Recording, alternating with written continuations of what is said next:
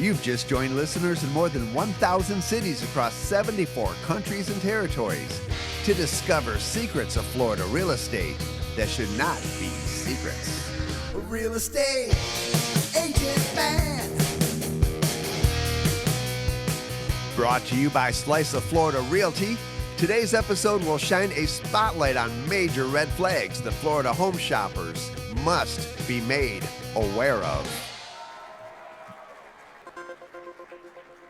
Welcome, curious minds, to the deep dive. You know, buying a home, it's this huge step, right? Especially in a place like Florida, maybe Venice, Wellen Park, Sarasota, where the market's buzzing. It feels like chasing a dream. But like any big adventure, that dream journey can have some unexpected bumps, twists you don't see coming. Today, we're really going to dive deep into navigating those potential pitfalls. We're focusing a spotlight on some critical red flags, specifically around buyer's agents and the agreements you sign with them. Our insights today, they come straight from real-world situations, actual stories and expert takes from folks deep in Florida real estate. And our mission really is to give you the tools, the knowledge to spot and steer clear of potentially unethical stuff. We want your home buying journey to actually be that dream, not some expensive lesson learned the hard way. So we're going to unpack why getting into the nitty-gritty of your buyer brokerage agreement is just so incredibly important. Okay, let's unpack this a bit more. We talk about this buyer brokerage agreement. Before we jump into some frankly alarming stories, what exactly is it? Well, the crucial thing to grasp is that this agreement isn't just, a friendly handshake or a quick chat about helping you find a place. It's a legally binding contract. And honestly, it often gets overlooked or rushed through because everyone's excited about looking at houses. Its main job, its fundamental purpose, is to set crystal clear expectations between you, the buyer, and your agent. It spells out what the agent promises to do, how long you'll work together, and this is key, how the agent gets paid. So it's absolutely not a casual promise. It's a serious commitment, and it's actually meant to protect you by defining everything up front. You know exactly who's working for you and what the deal is with compensation. Okay, so that legal weight is really the core of it. But where do things start to go sideways? You've definitely heard some unsettling stories about what happens when that foundation, that agreement, isn't solid. Let's dive into one of those, a real-world cautionary tale. There's this couple driving down to Florida, really keen on Sarasota homes. They found an agent online who, interestingly, was also the listing agent for a house they liked. This agent offered to show them places not just in Sarasota, but Venice, Wellen Park too, and sent over a buyer brokerage agreement. Now, on the surface, maybe that sounds okay, standard procedure even. But what's the very first thing in that scenario that makes your expert ears perk up? What's the initial, maybe subtle warning sign? Yeah, the immediate thing that jumps out is that demand for 5% compensation based on the purchase price. Well, it's staggering, frankly. What's really insightful or maybe concerning here is thinking why an agent would push for something that high. It kind of signals the agent might be aggressively locking in their own payout, especially, maybe in a market where who pays the buyer's agent commission is becoming less predictable. It definitely makes you question their priorities right off the bat and sets a pretty worrying tone for everything else in that agreement. That's a really critical point. 5% is. Wow.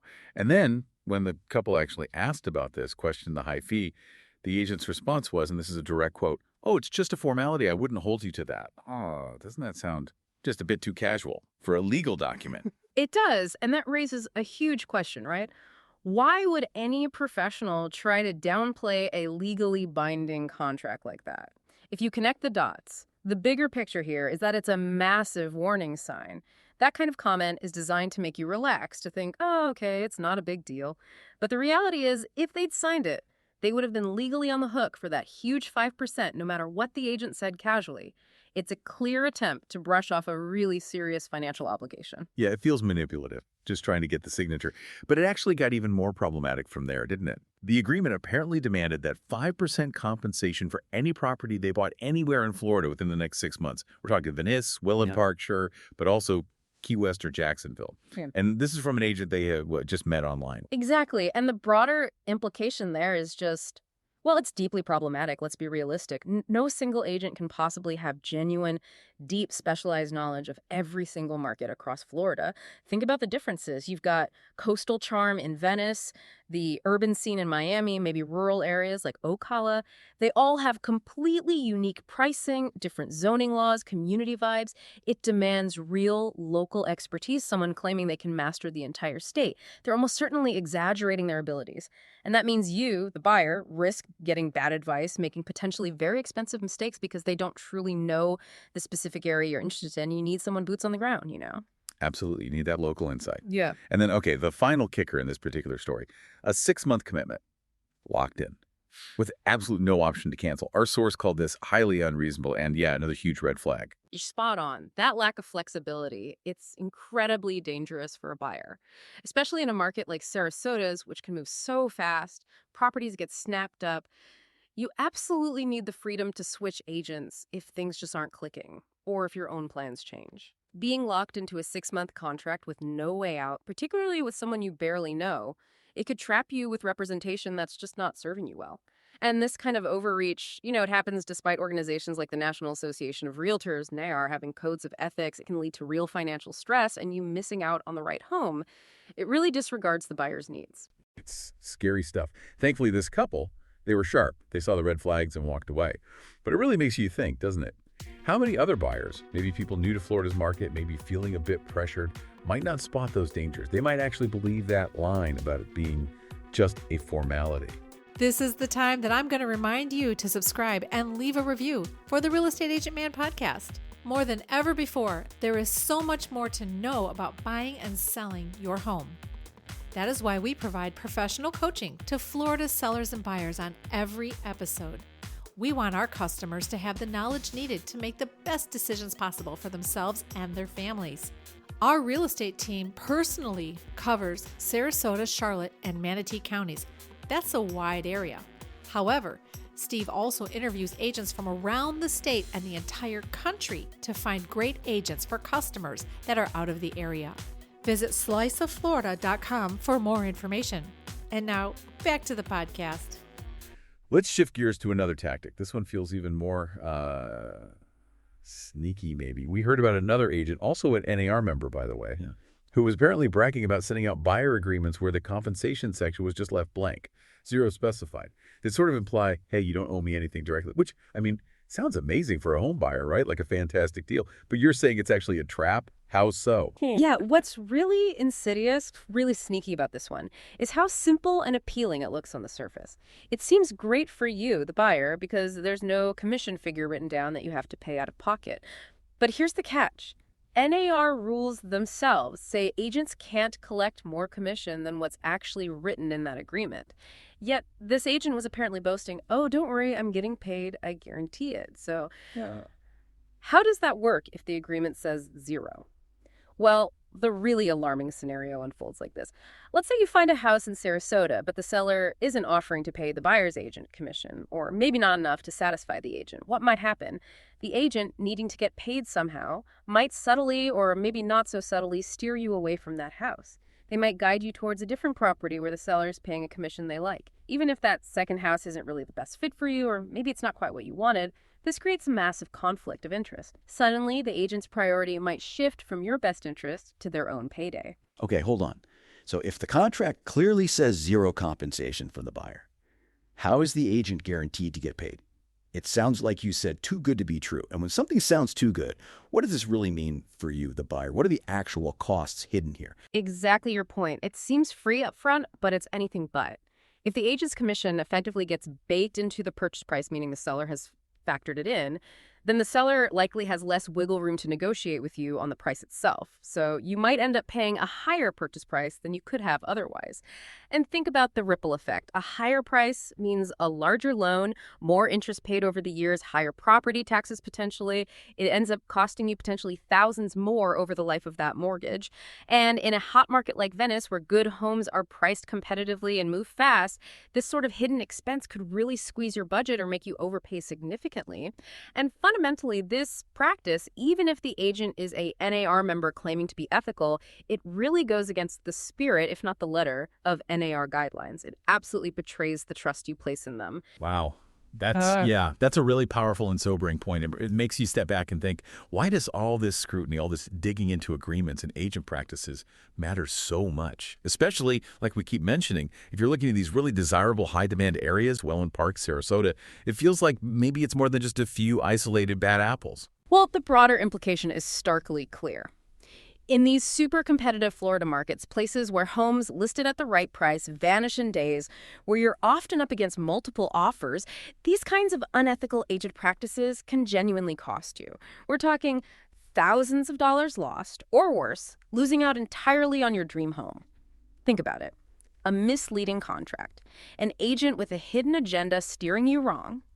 It could mean you overpay significantly for that Wellen Park condo, or you miss your shot at that perfect gem in Sarasota because your offer wasn't structured right or you were guided poorly. And what's really, really critical for listeners to understand is that even NAR membership, with all its talk about ethics, doesn't automatically guarantee integrity. It just doesn't. So you, the buyer, you absolutely have to stay vigilant. You need to be informed and proactive no matter who the agent is or what organizations they belong to. Okay, that's a strong message. So given all these insights, these potential traps, how can our listeners actually protect themselves? How do you find an agent you can genuinely trust? What should you be looking for in a fair agreement? And maybe, more importantly, how do you spot those red flags early on? Right. The good news is you absolutely can protect yourself. There are clear, actionable things to do. First, let's talk about the agreement itself.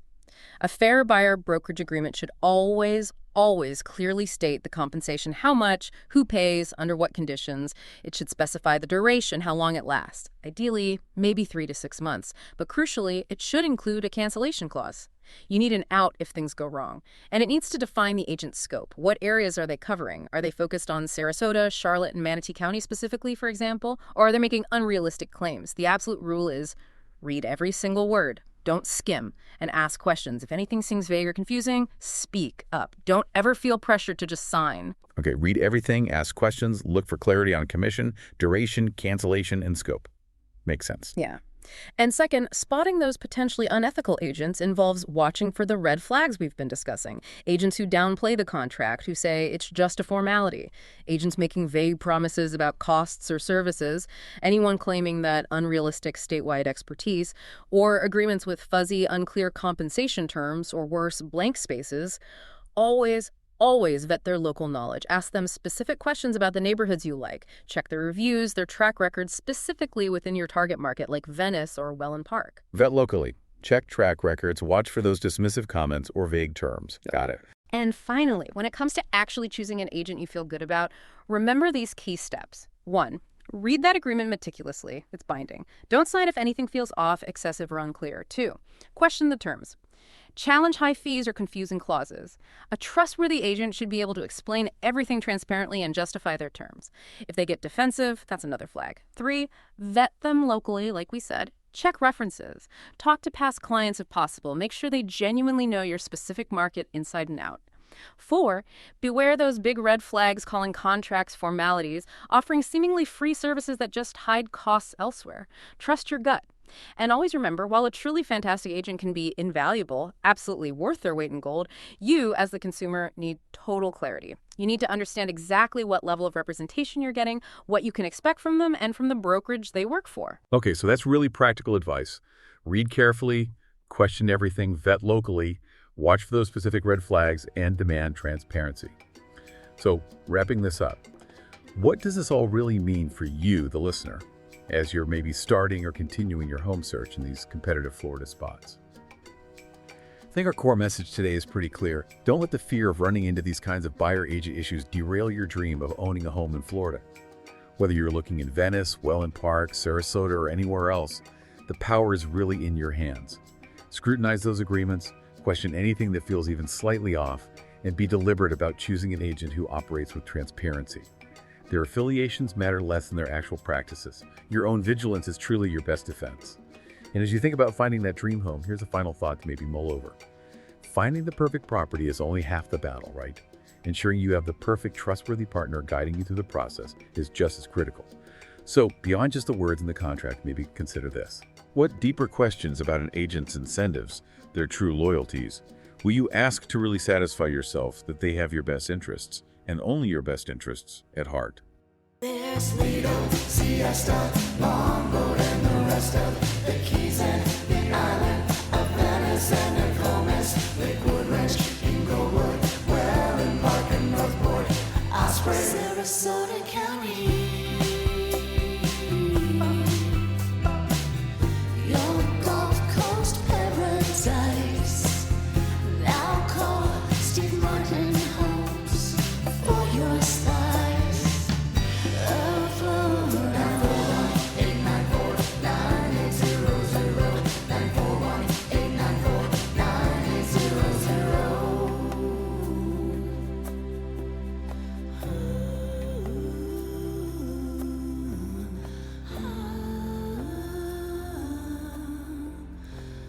Surf the web for your next Southwest Florida home at sliceofflorida.com. That's sliceofflorida.com.